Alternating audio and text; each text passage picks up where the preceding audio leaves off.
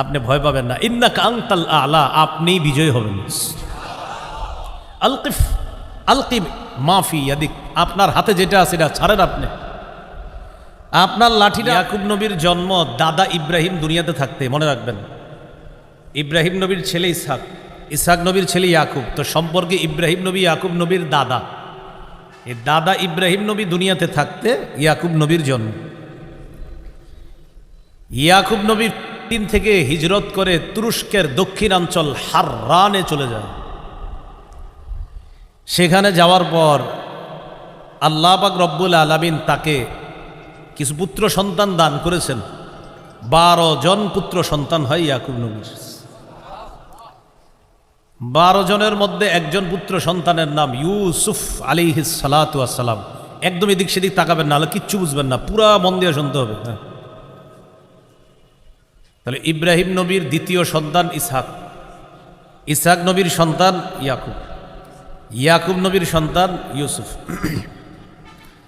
আপনারা জেনে থাকার কথা, লম্বা একটা সুন্দর হিস্টোরি ঘটনার মাধ্যমে ইউসুফ নবী তার ভাইদের দ্বারা নির্যাতনের শিকার হয়ে কূপের মধ্যে তিনি নিক্ষিপ্ত হলেন।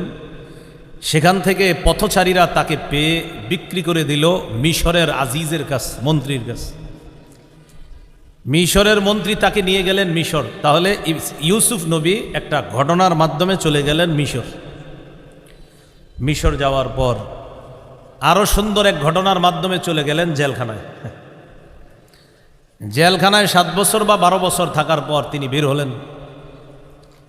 বের হওয়ার পর আরো সুন্দর ঘটনার মাধ্যমে আল্লাহ তাআলা মিশরের খাদ্য মন্ত্রণালয়ের দায়িত্বে ইউসুফ নবীকে অধিষ্ঠিত করে দিলেন।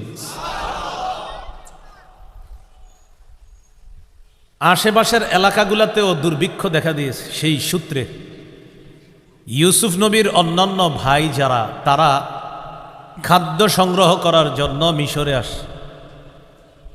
এখানেও লম্বা একটা ঘটনার মাধ্যমে ভাইদের সাথে ইউসুফ নবীর পরিচয় হয়। ইউসুফ নবী পরবর্তীতে তার বাবা ইয়াকুব নবীকে মিশরে নিয়ে আসেন। তাহলে ইয়াকুব নবী কোথায় চলে আসলো? মিশর। ইউসুফ নবী আর তার ভাইয়েরা মিশরে ছিলেন প্রায় 150 বছর। কয় বছর? 150। 150 বছর থাকার পর ইউসুফ নবী বিদায় নিলেন। এখানে একটা বিষয় মনে রাখা, আমার সাথে সবাই বলেন, ইয়াকুব নবীর বলেন আরেকটি নাম ইসরাঈল। বলেন ইসরাঈলের সন্তান, এটার আরবি বনি ইসরাঈল তথা ইসরাঈলের সন্তান, অর্থাৎ ইয়াকুব নবীর সন্তান। তাহলে বনি ইসরাঈল কারা? ইয়াকুব নবীর সন্তান, মানে বনি ইসরাঈল, ইসরাঈলের সন্তান। আর ইসরাঈল জানি কোন নবীর নাম? ইয়াকুব নবীর নাম। তাহলে ইয়াকুব নবীর সন্তানদেরকে বলা হয় বনি ইসরাঈল। আমরা হিস্ট্রিতে ঢুকে গেলাম, খুব মন দেন। 150 বছর ইউসুফ নবী এবং তার ভাইয়েরা মিশর থাকার পর এরপরে ইউসুফ নবী বিদায় নিলেন। বনি ইসরাঈল যারা, আচ্ছা বনি ইসরাঈল জানি কারা, কোন নবীর সন্তান? হ্যাঁ, ইয়াকুব নবীর সন্তান, মানে ইসরাঈলের সন্তান, মানে ইয়াকুব নবীর সন্তান। আরো যদি মনে রাখতে চান আরেকটা সুন্দর কথা, সেটা হলো ইসরাঈলের একটা সুন্দর অনুবাদ আছে। ইসরা অর্থ বান্দা, ইল অর্থ আল্লাহ। ইসরাঈল মানে আল্লাহর বান্দা। সুবহানাল্লাহ। আচ্ছা ভাই, অত কিছু মনে রাখতে গিয়ে আবার আসল ঘটনা হারাই ফেললেন না। তো বনি ইসরাঈল মানে ইসরাঈলের সন্তান, খালি এতটুকু মনে রাখেন। ইউসুফ নবী বিদায় নেওয়ার পর বনি ইসরাঈল যারা, তাদের মাঝে কিছু আক্রমণ শুরু হলো। মূর্তি পূজারী যারা, তাদের পক্ষ থেকে বনি ইসরাঈলের উপর হামলা চালানো শুরু হলো। হামলা চলল লাগাতার 300 বছর। কয় বছর? 300। এই 300 বছর তারা হামলার শিকার হয়ে এক পর্যায়ে তাদের মাঝে লুটতরাজ, ডাকাতি, হিংসা, বিদ্বেষ, অহংকার, এই স্বভাবগুলা বনি ইসরাঈলের মাঝেও চলে আসে। তারাও আস্তে আস্তে আল্লাহর একত্ববাদের পরিবর্তে তারা পৌত্তলিকতায় ধাবিত হতে লাগলো। তাদের মধ্যেও আল্লাহ ছাড়া অন্য যত অপরাধ আছে সব তাদের মাঝেও শুরু হয়ে গেল। কাদের মাঝে? বনি ইসরাঈল। বনি ইসরাইল মানে বর্তমানে যে রূপটা আমরা ইহুদিদের দেখি, এই রূপটা তাদের মাঝে চলে আসছে।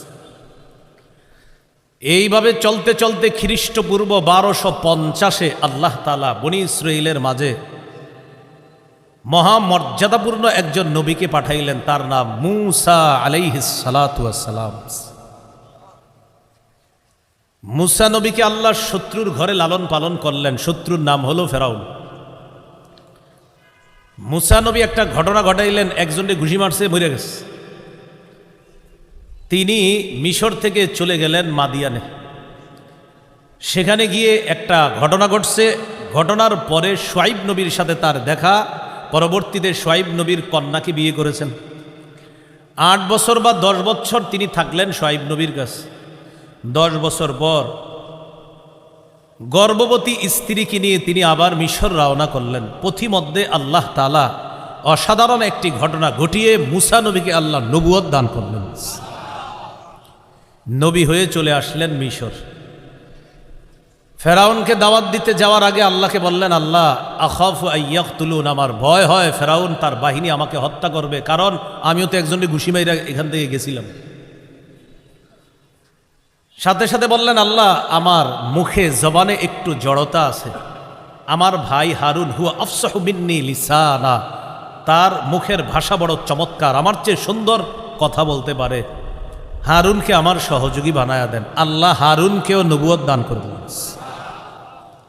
2 ভাইকে বললেন, ইযহাবা ইলা ফিরআউন, দুইজনে ফেরাউনের কাছে যান। ফাকুলা লাহু কাওলাল লাইয়িনা, নরম ভাষায় দাওয়াত দেন। ফেরাউনকে দাওয়াত দিল। ফেরাউন গ্রহণ করল না। ফেরাউনের সামনে মুজিজা দেখানোর পর ফেরাউন কয়, এগুলা তো জাদু। জাদুর ঘটনাকে কেন্দ্র করে এরকম বিশাল মাঠের মধ্যে একটা জাদুর প্রতিযোগিতা হলো। মূসা নবীরটা তো জাদু না, এটা মুজিজা। 36,000 জাদুকর, কেউ লেখছে 12,000, কেউ লেখছে 36। 36,000 জাদুকরের হাতে, এক হাতে লাঠি আর এক হাতে রশি। লাঠি আর রশি তারা বানাবে সাপ। 36 দুগুণে হয় 72,000। এই 72,000 সাপ মাঠের মধ্যে দৌড়াদৌড়ি করতেছে। মূসা নবীর ভিতরে একটু ভয় ভয় কাজ করতেছিল। আল্লাহ বললেন, লা তাখাফ, আপনি ভয় পাবেন না, ইন্নাকা আনতাল আ'লা, আপনি বিজয় হবেন। আলকিফ আলকিব মাফি ইয়াদিক, আপনার হাতে যেটা আছে এটা ছাড়েন, আপনি আপনার লাঠিটা আপনি ছাড়েন। তালকাফ মা সনাউ, ছাড়ার সাথে সাথে দেখেন বিশাল বড় এক সাপ মূসা নবীর ওই লাঠি হয়ে হা কইরা আছে। আসো সবাই আসো, যেগুলা মাঠে দৌড়াইতেছো আসো। সবাই ঈশা ঢুকছে, তালকফ, বাস সব পেটে ঢুকে ফেলছে। এখন সবগুলা সাপ কোথায়? এক সাপের পেটে। আল্লাহ বললেন, আবার ওটাতে হাত দেন। হাত দিছে, আবার লাঠি হয়ে গেছে।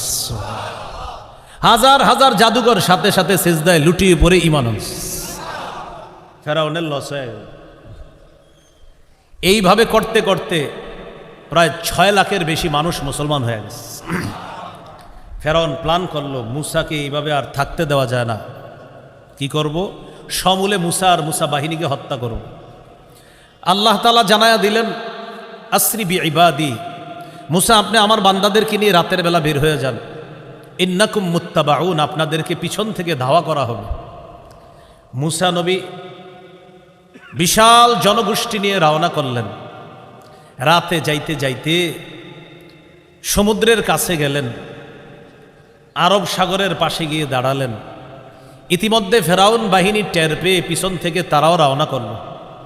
রওনা করতে করতে 2 দল এমন পর্যায়ে পৌঁছলো, এক দল আরেক দলকে দেখে। কি বিষয়টা কেমন? ওই যে দেখা যায়, বলি না আমরা, ওই যে দেখা যায়, এরকম বলি না? এরকম দেখতেছে, মানে মূসা নবীর বাহিনী ফেরাউন বাহিনীকে দেখতেছে। সামনে